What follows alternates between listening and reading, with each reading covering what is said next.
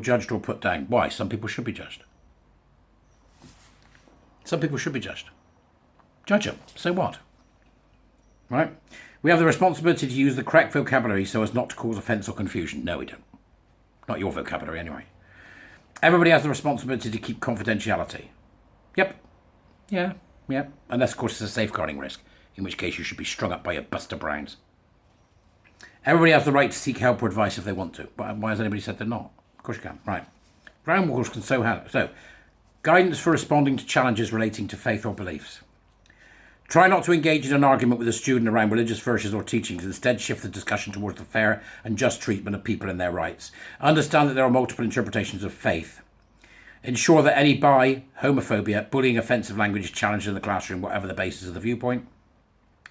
You can't argue with this. This is like the truth within the lie. Yep. Okay.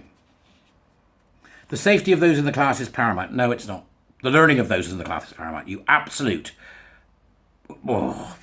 behaviourist twats. Don't. This is next, right? I think we're on to another video, but we'll see. Maybe not. I might be able to combine them. Don't use language that could be cis-normative, for example, referring to people with penises as men. I want these people shut down. Instead, use people who have penises. You honest to God are going to go to bed. Good night. All right? Thanks so much. We'll tuck you in permanently in a straitjacket. Right? Don't use language that could be heteronormative. For example, assuming penis in vagina sex. We're discussing sex in general. This is for kids. Bear this in mind, right? So there's 11-year-old Billy just found out what he could do with himself, right? Use language that could be heteronormative. For example, assuming penis in vagina sex when discussing sex in general, when sex could also refer to anal, oral, non-penetrative acts, etc. Acknowledge the diverse intimacies and pleasure that many people enjoy regardless of sexual orientation, rather than assuming that sexual acts follow sexual orientation. Fucking, right? Assuming that sexual acts follow sexual orientation. That's homophobia right there. Sexual acts do follow sexual orientation. I'm a gay man, I like men. That's it. That's it. Don't giggle or express embarrassment around the language. I mean, how could you not? Now, children, penis in vagina sex. I mean, you'd have to lose it, wouldn't you? Excuse me, I'm so sorry. What are you laughing at, miss? This shite. Right, okay. Seeing the teacher talk comfortably and openly about sex and relationships is an important example of modelling for students. Yeah, because, that's not going to go wrong, is it?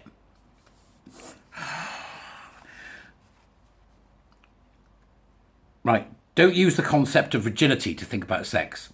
It's inaccurate and can be unhelpful, heteronormative and shaming. You should be able to talk about virginity with kids under 16. You know why? Because they can't have sex legally. Funny that, isn't it? Immediately reprimand a student for making a problematic remark if they think it is rooted in misunderstanding. Don't do that, they're saying. How kind of them.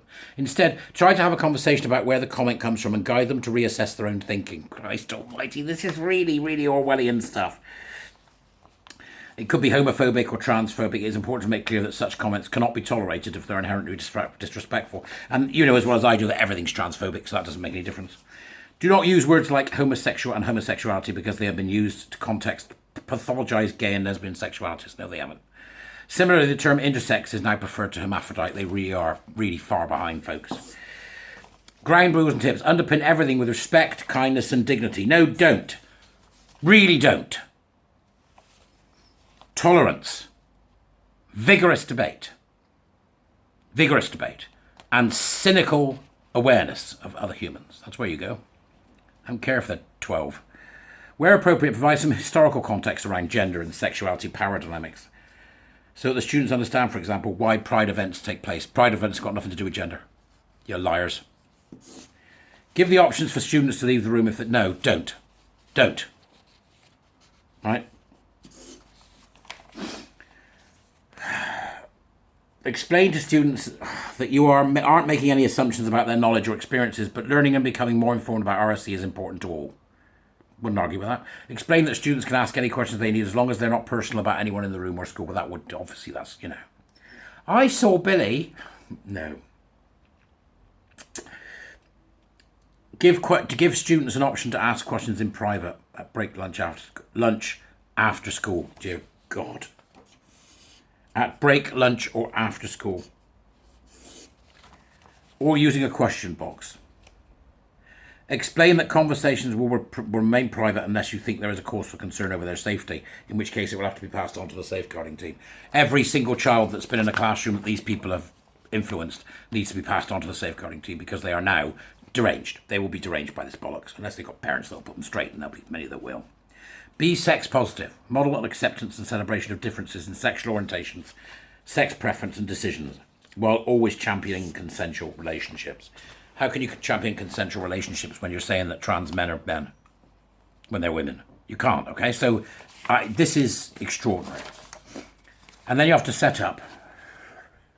I mean,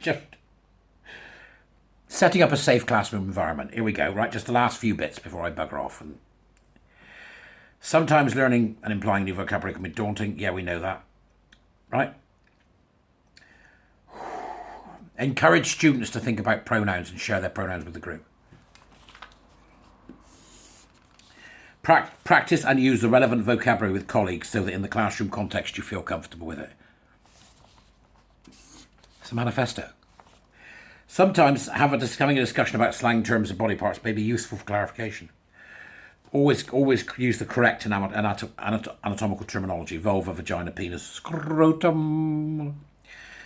This is important for safeguarding as well as accurate learning. Yeah, because a kid's going to say, somebody touched my scrotum. It'll be, that bloke touched my dick. That woman whittled with my titties. Gently challenging misconceptions and misuse of language, such as transgender is when a man decides to become a woman. It is when a man thinks he's going to become a woman. Just stop it. Use gender-neutral language when discussing bodies and refer to specific body parts. Acknowledge that gender and sexuality are fluid. You rabid homophobes. And they're not binary. Gender is immaterial, sexuality is binary. You're either straight or you're gay. You can do both. Bi, but really is straight and gay. Bi get to do both. That's it. Try to answer all questions that students ask and take them seriously. If they've asked them in a way that could cause harm, language does not cause harm. Speaking does not cause harm. Asking questions does not cause harm. Even calling somebody fat or stupid or gay doesn't cause harm.